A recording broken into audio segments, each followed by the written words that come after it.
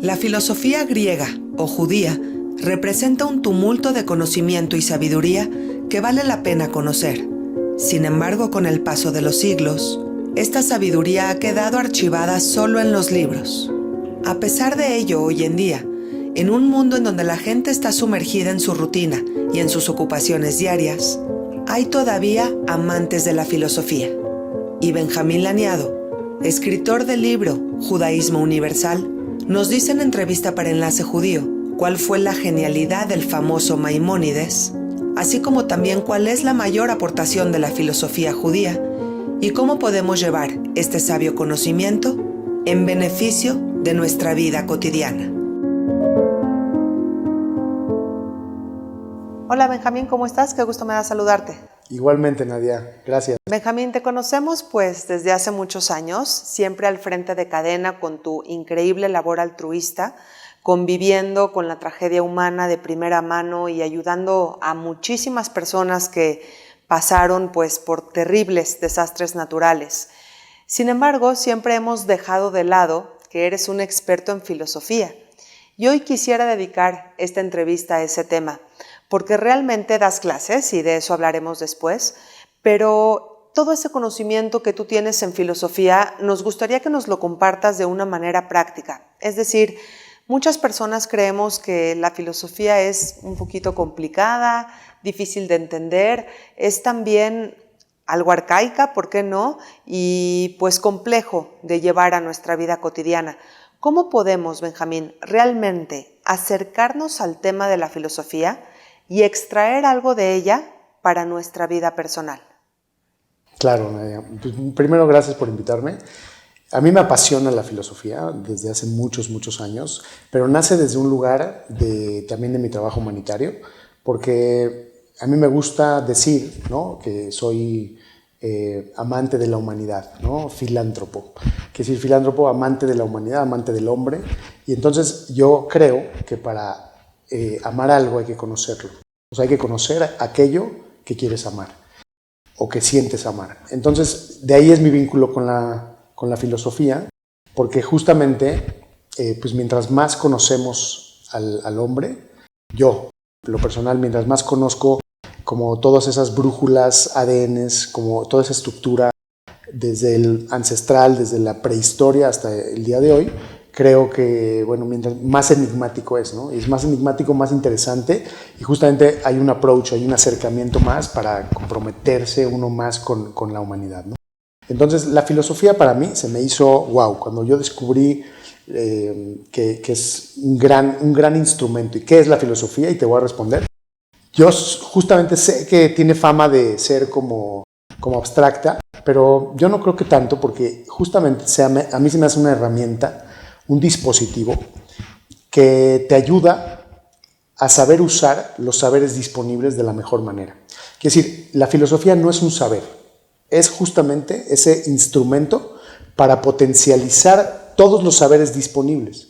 Y la filosofía puede abarcar cualquier cosa de la vida cotidiana, de cualquier tema que, digamos, toque la humanidad, ¿no? Entonces, pero es un dispositivo, es una forma de pensar, es una forma de preguntar, de explorar y de preguntar acerca de las verdades, ¿no? De esas verdades que no siempre tenemos la suerte, ¿no?, de tener una claridad perfecta, sino que el hombre, desde sus inicios, a nivel primigenio, siempre estuvo preguntándose su lugar en el universo, ¿no? Su lugar, su papel en el universo.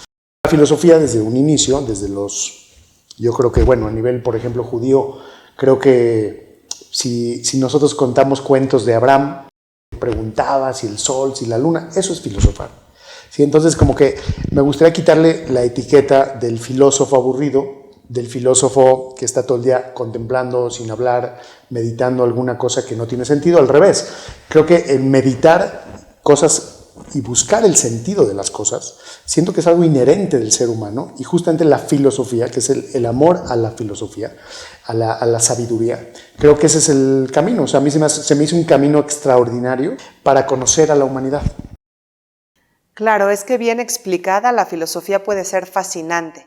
Por eso quiero aprovechar para preguntarte, parece pregunta de examen, pero desde tu punto de vista, ¿Cuál es el principal aporte de la filosofía griega, que por supuesto es el pilar de la filosofía a lo largo de la historia, y cuál es el principal aporte de la filosofía judía? Bueno, decía Churchill, ¿no?, que dos grandes civilizaciones han aportado, han sido los artesanos de esta civilización. Una es Atenas y otra es Jerusalén, ¿no? Entonces, realmente tiene un vínculo muy importante. Ahora les voy a decir algo muy no común, pero tenemos muchísimas cosas en común. La filosofía judía o el judaísmo y la filosofía griega, que muchos de sus inicios, de ambos dos, tocan el principio, que es justamente el saber de la civilización egipcia. O sea, los dos se encuentran en Egipto. Y es algo impresionante porque tú dices, bueno, ¿de dónde? Bueno, nosotros es obvio porque estuvimos ahí, de ahí salimos, de ahí sale muchísimo de nuestra cultura.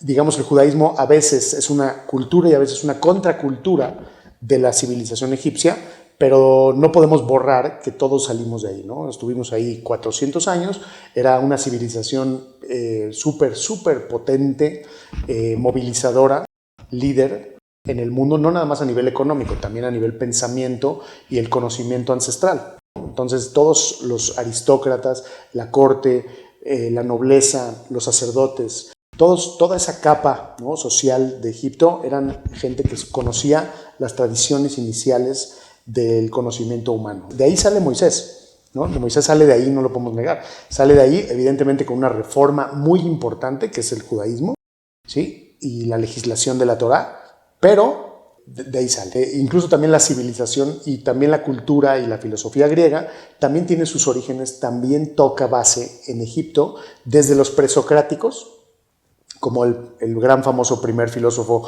Tales de Mileto, como Anaximandro, Anaxímenes, todos estos presocráticos, y luego entrando ya con los clásicos griegos como Sócrates, Platón, también tocaron base en Egipto. Entonces ahí vemos algo como muy curioso, que es que estas dos grandes, digamos, titanes que acuñaron el pensamiento de la civilización, ¿sí?, lo judeocristiano y lo grecorromano, ¿sí?, también los dos tienen una gran influencia de Egipto. ¿En dónde convergemos? Hay un sinnúmero de, digamos, de ocasiones en los textos, tanto de la Torá, por ejemplo, el Génesis, con todas las tesis de, por ejemplo, ¿no?, de la filosofía de Platón, ¿no? Entonces, si leemos el texto de Platón y si leemos el Génesis, vamos a ver que tienen muchísimas, digamos, similitudes. Por ejemplo, en esta tesis de la versión, por ejemplo, la versión del hombre primigenio como del mismo sexo, que digamos que el hombre salió en un inicio con los dos sexos, ¿ok? Eso lo dice la Biblia y también lo dice Platón. Qué curioso, ¿no? Y que luego hubo una separación, ¿sí? De ahí sale el amor platónico famoso, ¿no? Pero ya me entiendes, o sea, y hay miles de ejemplos, miles de ejemplos. El mundo celestial, el mundo terrenal, ¿sí? También es una idea bíblica y también es una idea platónica. Entonces hay muchas cosas, hablan muchísimo del amor de Adán y Eva, el conocimiento a través de la pareja, muchísimas similitudes entre Grecia y el judaísmo. Y mientras más avanzamos, vamos a ver más similitudes, aunque definitivamente hay una gran diferencia, que definitivamente el judaísmo se va por la línea de la fe y la filosofía no. La filosofía se va por la línea del entendimiento, de la exploración, del saber a través del cuestionamiento, ¿no? Entonces, a veces vemos que digamos, las religiones son más dogmáticas, ¿no?, y exigen un sometimiento de fe, y la filosofía no. La filosofía va en contra del sometimiento intelectual. El punto de convergencia más claro que tenemos, así como a nivel rabínico y de judaísmo rabínico, y por otro lado la filosofía griega, es Maimónides. O sea, él es un gran, digamos, pensador que logra en una mano derecha tener la filosofía griega y en la mano izquierda, pues, la Biblia, ¿no? Entonces, él logra eso, y es una gran aportación de conciliación, de aportación, de sincretismo, etcétera, ¿no? Benjamín, eso justo te iba a preguntar. Es imposible hablar de filosofía judía y no mencionar a Maimónides. Y es que fue un grande que fue reconocido incluso mientras todavía estaba vivo, criticado por algunos, defendido por otros, pero sin duda hizo historia. Desde tu punto de vista, Benjamín, ¿cuál es la originalidad de Maimónides? ¿Cuál es su principal genialidad? Muchas genialidades tiene Maimónides, desde su vida y su obra y su legado, ¿no? Entonces, él vive en un contexto del mundo, en el mundo del Islam, también pasa tiempo, ¿sí? En Toledo, por ejemplo, pasa tiempo con los cristianos. Como dice la Biblia, los proverbios más bien dicen, Miu Jajam Alomed Mikol Adam. ¿Quién es un hombre sabio? El que puede aprender de cualquier cosa, de cualquier tema, de cualquier persona, ¿sí? de todo, ¿no? Y así también de eso nos vamos incluso al rey Salomón, ¿no? Se dice del rey Salomón que cómo era tan sabio porque tenía la capacidad de aprender de todo lo que observaba, ¿no? Entonces también Maimónides era así. Y Maimónides tiene mucha influencia del mundo del Islam, sobre todo de un personaje muy importante que es Ibn Sina, de Avicena, que siendo él un polímata, o sea, un conocedor de muchos temas, ¿sí? Avicena, el famoso, era médico, también era filósofo, también era un precientífico, ¿sí? Era un pensador, era hasta legislador, ¿no? Entonces, yo pienso, después de estudiar a Avicena y a profundidad y después de estudiar a Maimónides, hay muchas similitudes, ¿no? Ahora, Avicena tiene a otro mentor, que es Aristóteles, ¿no? O sea, Avicena en musulmán, digamos, es la interpretación, ¿sí? Del pensamiento de Aristóteles, ¿ok? Y la traducción, o sea, él traduce, incluso literalmente traduce los textos de Aristóteles al Islam, al árabe, y luego Maimónides hace lo mismo en hebreo. Entonces vamos a ver que Maimónides es un eslabón increíble en el conocimiento universal, no nada más judío, sino en el conocimiento universal. Y justamente se le llama también un escolasta, que es un escolasta que por un lado tienen en la mano derecha tienen la filosofía y en la mano izquierda o al revés tienen a la Biblia. ¿Me explico? Entonces, un escolasta es aquel que pone la razón al servicio de la fe. Y entonces eso es muy interesante porque no deja la fe, ¿no? Pero claro que toma y recibe la razón y se esfuerza, ¿sí? por ampliar el horizonte de la razón, ¿okay? Del entendimiento, del intelectual. Incluso en sus libros es increíble. Maimónides le habla a muchos tipos de mercados, a muchos tipos de personas. Entonces, en algunos libros le habla al vulgo, a la gente común, que no tiene tiempo de andar filosofando, y escribe una legislación, el Yad HaZaká, el famoso Yad HaZaká, ¿sí? Que es el Mishneh Torah, donde pues, es uno de los primeros códigos de ley increíblemente consumibles. Y no nada más eso, sino que lo escribe, lo imprime y lo manda a todas las comunidades judías para que lo consuman.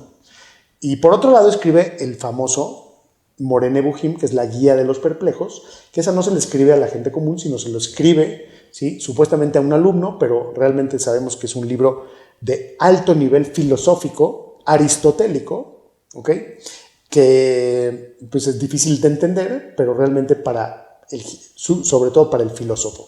O sea, el filósofo que logra entender, que se quiere esforzar, quemarse las neuronas por entender cosas que aparentemente no se entienden. Y tiene un dicho muy padre, Maimónides, después de explicar cosas complejas, que en hebreo dice, Beamevin y Avin. Y el que entiende, entiende. Y el que no, pues no. Entonces es muy interesante.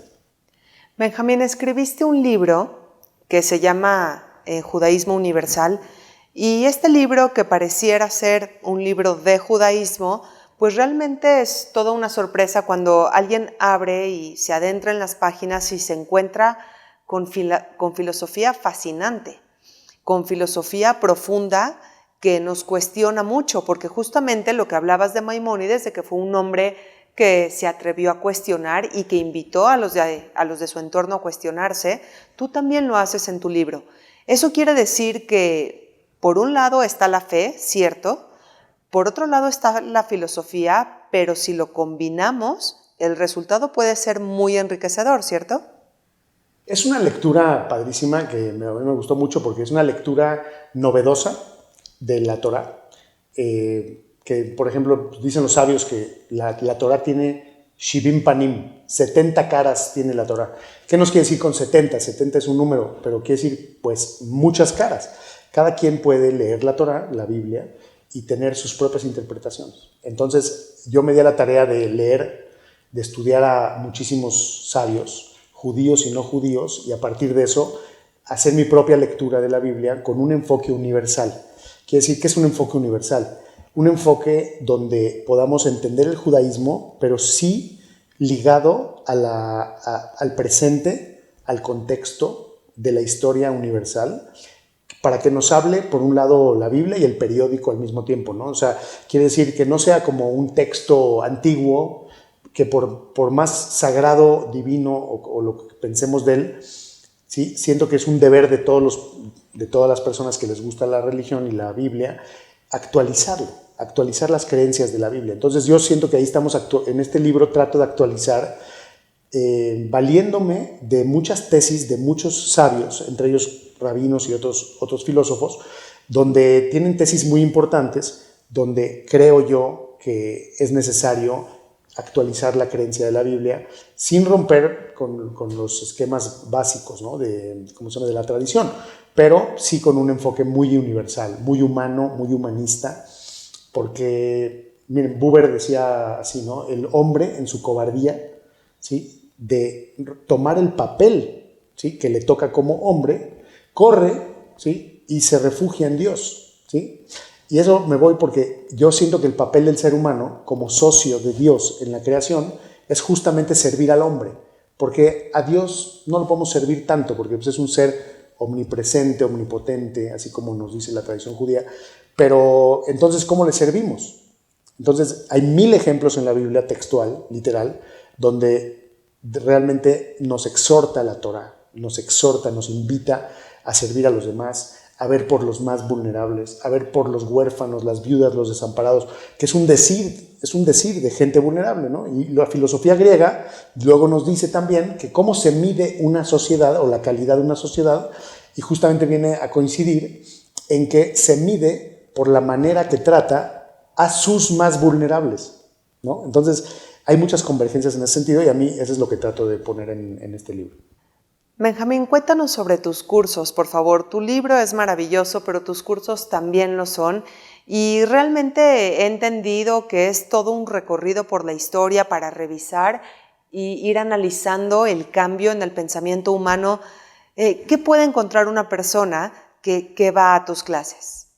Muy padre. Mire, abrimos hace 3 años una comunidad de pensamiento, se llama Comunidad de Pensamiento, que estamos dando clases cada martes de 7 a 9 de la noche en el Centro Social Monte Sinai, ahí en un salón muy bonito de cátedra.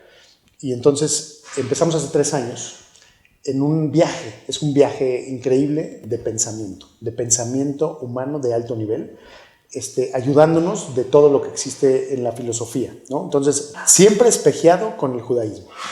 Entonces, por un lado tenemos, la metodología que uso es a través de pensadores, o sea, vamos, digamos, con el orden del tiempo, empezamos con la antropología, pues, tratando de entender quiénes somos a nivel biológico, ¿sí? A nivel ancestral, a nivel prehistórico, ¿sí? Para ver pues, cuáles son esas maletas que andamos cargando a nivel cultural, pero también a nivel biológico, el ADN, de qué estamos hechos, para conocer nuestra naturaleza. Porque por más que queramos creernos civilizatorios y modernos, jamás nos vamos a despegar de nuestra naturaleza.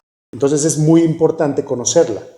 Entonces el viaje es empezando por antropología, pasando por humanismo y entrándole de lleno a la filosofía griega. Entonces empezamos desde los presocráticos, Sócrates, Platón, los clásicos, Aristóteles, luego pasando por las doctrinas que son el estoicismo, el cinismo, ¿sí? El hedonismo, ¿ok?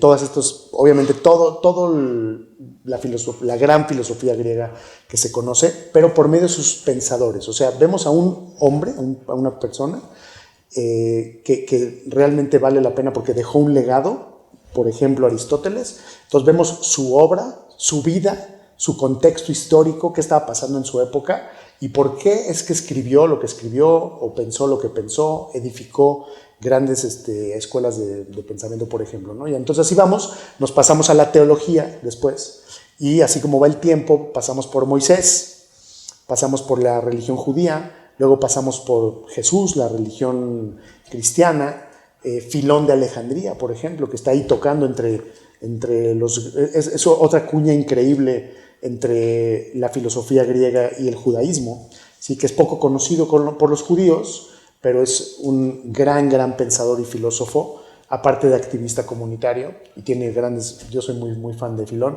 y así nos seguimos hasta llegando a San Agustín, Santo Tomás, luego nos pasamos al Islam para entender la vida y la obra de Mahoma, el legado del Corán, luego Avicena, Ibn Sina, en todo su legado al mundo a nivel incluso científico, médico, filosófico, etc. El sufismo, el Rumí. Luego nos vamos a la filosofía en Europa, ¿sí? Ya la filosofía, digamos, medieval, con Santo Tomás, con Ockham, no sé, pasamos también por Averroes, por Maimónides.